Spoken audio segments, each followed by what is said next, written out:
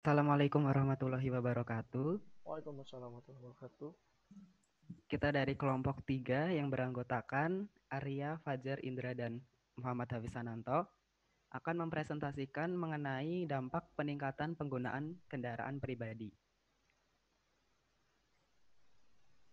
Oke, jadi yang pertama ada fokus masalah dan strategi penyelesaian, di mana masalahnya itu begitu banyaknya jumlah pengguna begitu banyaknya jumlah pengguna kendaraan pribadi di jalan raya yang tentunya menyebabkan berbagai macam masalah lalu lintas, seperti penyebab polusi udara, kemacetan, bahkan hingga kecelakaan juga.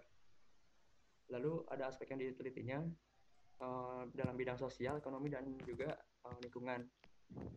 Dampak peningkatan penggunaan kendaraan pribadi yang memengaruhi aspek-aspek sosial, ekonomi, atau lingkungan, serta mengatasi berbagai permasalahan yang ditimbulkan.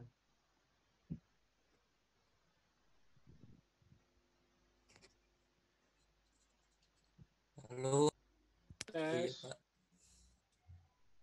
Eh, Identifikasi strategi dan permasalahannya. Yang pertama, Tes. identifikasi akar masalah yang kita temukan melalui pertanyaan-pertanyaan yang sudah tersedia di LKM 2. LKM 1 pertama di mana masalah tersebut terjadi, kita mengidentifikasinya di daerah Bandung. Kapan masalah tersebut terjadi adalah masalah tersebut masih terjadi hingga saat ini, kecuali saat corona. Berapa lama masalah tersebut terjadi? Masalah tersebut terjadi ketika jam-jam produktif. Lalu bagaimana masalah tersebut timbul? Masalah tersebut timbul karena penggunaan kendaraan pribadi yang semakin meningkat. Apa penyebab masalah tersebut? Volume kendaraan pribadi yang terus bertambah setiap tahun dan kurang efektifnya solusi yang dilaksanakan sekarang ini. Lalu strategi penyelesaian masalah adalah melakukan pendataan mengenai dampak-dampak peningkatan penggunaan kendaraan pribadi. Yang kedua, dari hasil pendataan dipilih satu atau dua dampak negatif yang mampu kita atasi. Lalu yang ketiga, merancang solusi yang tepat. Keempat adalah mengaplikasikan solusi, dan yang kelima melakukan evaluasi terhadap solusi yang telah kita ajukan. Ya, oke. Untuk selanjutnya ada bagian membangun ide untuk ide solusi. Dari masalah yang sudah dipaparkan tadi kan jelas ya, kita ini tujuannya untuk mencari solusi dari masalah-masalah tersebut. Untuk solusinya sendiri itu bisa dilihat di sini ya. Yang pertama itu menggunakan kendaraan umum. Kenapa menggunakan kendaraan umum? Karena kalau kita lihat itu di jalan raya itu yang menyebabkan kemacetan itu apakah kendaraan umum atau kendaraan pribadi? Di jalan raya sendiri itu banyak yang paling banyak itu di jalan itu yang menyebabkan menumpuk itu ya kendaraan itu motor atau mobil pribadi.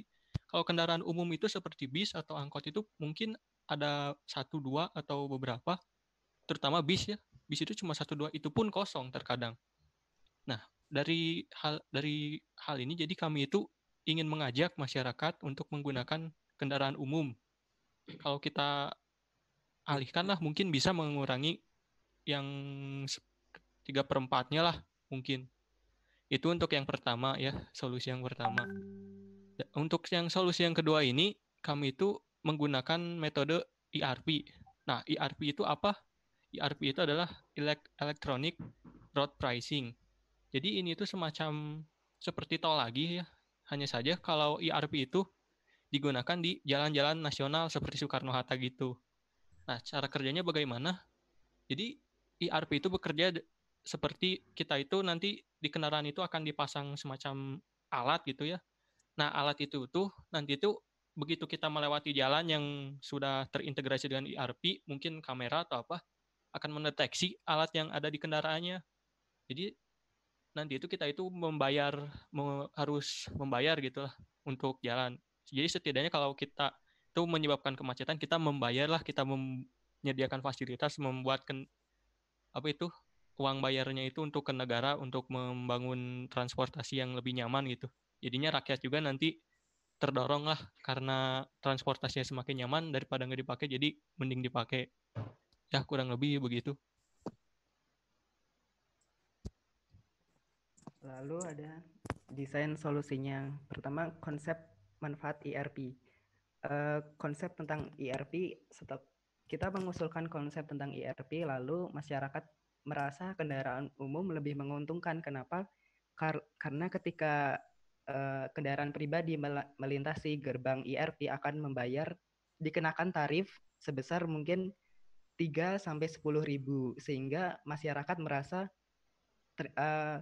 lebih mahal menggunakan kendaraan pribadi. Dan karena kalau misalnya kita kendaraan umum tidak dikenakan biaya gitu. Habis itu masyarakat beralih ke kendaraan umum, lalu masyarakat lama-lama mulai terbiasa menggunakan kendaraan umum sehingga kemacetan bisa diatasi. Cara kerja IRP adalah pertama, kendaraan pribadi datang menuju gerbang IRP di jalan raya, lalu masuk ke gerbang IRP. Di gerbang akan men-scan alat pada mobil, lalu pengendara membayar jalan secara otomatis. Setelahnya kendaraan pribadi melewati gerbang IRP di jalan raya. Cek.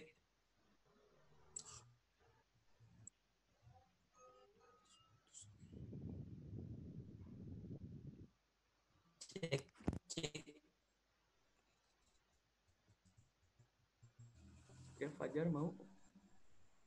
Halo, Fajar. Terdengar tidak? Terdengar. Ya, ini ada simulasi dari situasi saat ini yang banyak kendaraan, jadi bikin macet. Coba bisa dimulai, Pak Indra. Siap.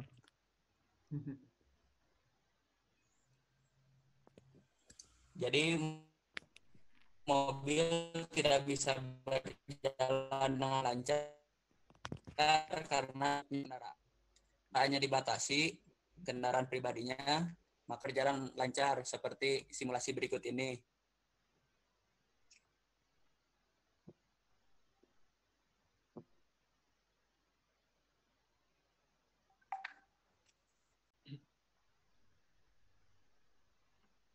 Nah, di situ Seperti itu simulasinya. bisa dilihat juga apabila naik kendaraan umum, jalan-jalan akan lebih lancar lagi dan kemacetan bisa diatasi.